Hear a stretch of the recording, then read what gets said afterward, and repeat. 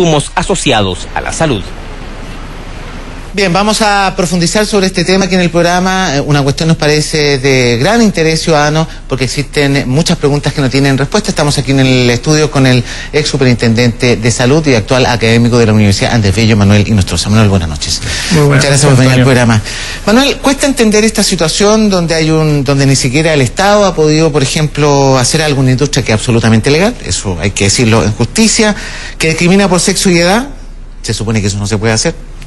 Incluso por una cuestión constitucional, y donde los usuarios presentan miles de recursos de protección cuando esta industria les presenta alza a sus planes de salud.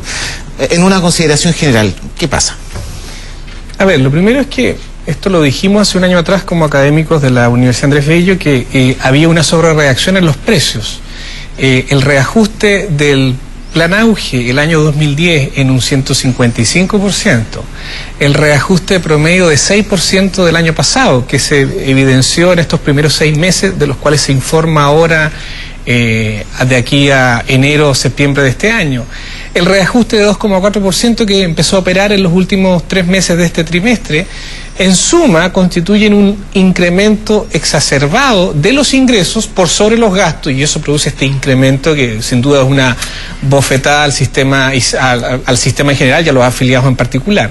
Y lo segundo es porque estas utilidades se construyen o se edifican sobre la selección de riesgo y sobre la cautividad de los adultos mayores. Esa pareciera ser la clave, ¿no?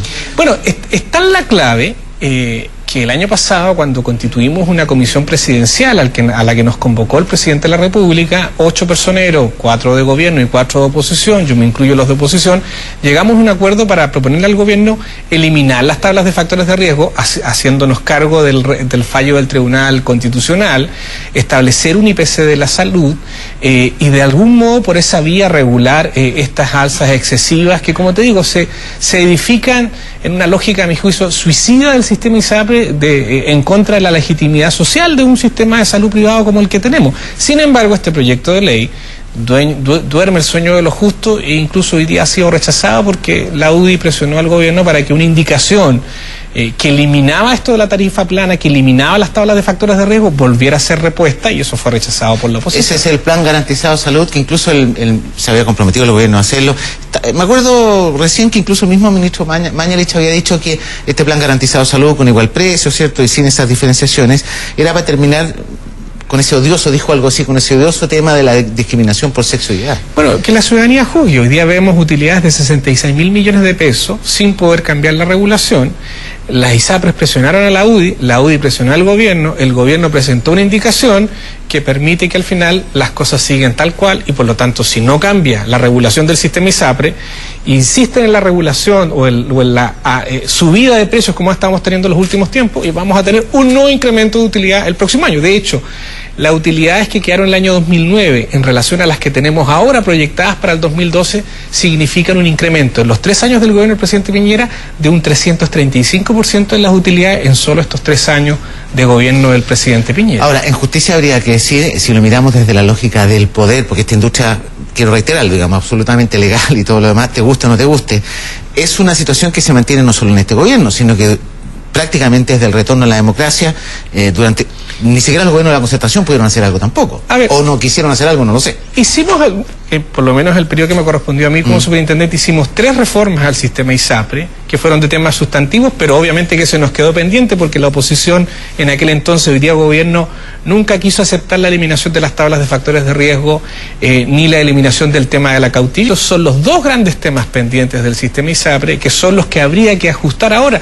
Yo tuve la esperanza inclusive de que este gobierno, siendo ahora gobierno y ante oposición, incluso estuvo dispuesto, como dijo el ministro Mañalich, a hacer una reforma. Pero después de un año, lamentablemente, creo que el tiempo político se pasó. Yo no creo que un gobierno en 3 meses que queda trabajo legislativo, si contamos que el próximo año vamos a estar en plenas elecciones presidenciales, se alcance a aprobar un proyecto como este. A mi juicio, este es un tema que va a pasar para la próxima elección presidencial, y bueno, que la ciudadanía juzgue si quiere tener un sistema que tiene estas utilidades y rentabilidades construidas sobre la selección de riesgos, sobre la cautividad de los pobres afiliados, o buscamos que este sea, porque yo soy de los que cree que Chile puede tener un sistema mixto, que es bueno que tenga un sistema mixto privado y público, pero con regulaciones distintas a las que hemos tenido hasta ahora. Ahora, las ISAPRES, Manuel, decían que estas ganancias se explican, lo voy a citar a textual, por un menor gasto en prestaciones y licencias y por los muchos feriados que tuvo este año, días en que los cotizantes suspenden sus tratamientos. Bueno, mira, sí, la utilidad es siempre un balance entre los ingresos y los gastos. Aquí lo que hay es un incremento, a mi juicio, sobre reaccionado de los ingresos, por las cosas que ya te expliqué al comienzo. Si bien suben los gastos también, pero estos suben relativamente menos que lo que suben los ingresos, y eso hace generar un diferencial adicional de utilidad que en este tercer trimestre ya acumula un 36% más que lo que ya fue el año anterior. Y mi proyección es que incluso las utilidades van a llegar, hoy día son de 66.000 millones, aproximadamente a 85.000 millones, considerando el último trimestre que nos queda del año. Y van a ser sin duda cifras históricas, pero que, como te digo, como se gestan de manera ilegítima para la ciudadanía, van a ser más que una bofetada, más que una celebración, como lo puede ser para alguien de la ISAPRE. ¿Existe una manera de regular este tema que yo he pensado cómo explicarlo de manera equilibrada, ¿cierto?, a la audiencia y también antes de conversar contigo, porque este tema lo que más produce es una odiosidad, es como una irritación de ver este tema. ¿Cómo equiparar las regulaciones de acuerdo al marco legal que existe, ¿cierto?, de acuerdo al respeto a las leyes y finalmente del beneficio de las personas? A ver, yo diría que en el corto plazo, sin esperar leyes, porque la gente espera respuestas ahora, yo creo que, lamentablemente, yo creo que la superintendencia debería utilizar más las herramientas de transparencia como para hacer que el actor del mercado no eleve los precios y se ajuste a la utilidad. Voy a poner un ejemplo. Mira, nadie ha dicho nada, y a mi juicio ya han pasado casi 3 años en que se podría haber dicho mucho, de que el año 2010 se reajustó el precio del plan auge en un 155%. Hoy día la prima del auge vale como 5.200 pesos en promedio en cada ISAPRE. Resulta que la pregunta es, bueno, ¿cuánto se está gastando en patologías auge? Y mi cálculo, desde el punto de vista académico, es del orden del 50%. Es decir, hoy día, de lo que cobran las ISAPRES por el auge, la utilidad que le genera ese cobro es del orden del 50%. Ergo, el próximo año, porque ya el gobierno anunció que las patologías auge van a subir a 80, legalmente las ISAPRES tienen la posibilidad de volver a subir por los próximos 3 años la prima del auge.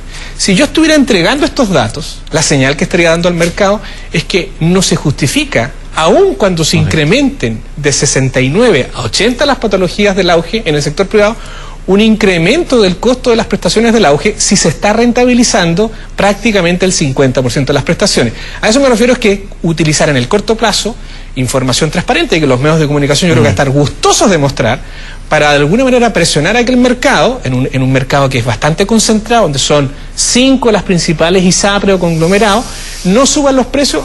Mi pronóstico es que si esto no se publicita, no se traduce, el próximo año vamos a tener reajuste de la prima auge y a fin de año vamos a estar probablemente comentando en este programa un incremento de las nuevas utilidades. Y en el largo plazo, a mi juicio, es la reforma legal. Yo creo que la tesis de un plan garantizado, que obliga a tener un plan referencial único, comparable, transparente, que introduzca más competencia, más el tema del IPC de la salud y probablemente ya regulaciones adicionales como estimular a que entren otros actores del mercado para que no hayan solo 5 ISAPRE, pueden contribuir a que se ajusten las utilidades, porque tampoco las utilidades negativas o cero van a ser viables un sector privado. Pero tuvimos en el periodo del año 2008-2009 utilidades que se manejaban del orden del 2-3% por ingreso, hoy día están del orden del 5-6% por ingreso, se han prácticamente triplicado, y creo que eso no es tolerable ni para la seguridad de las personas, ni para la legitimidad de un sector privado que Chile necesita, a mi juicio. Bueno, muy interesantes los puntos que nos estás entregando para venir al programa. Muchas gracias por la invitación, Antonio. Muy bien, pausa, volvemos de inmediato con el deporte aquí a Tele 13 Noche.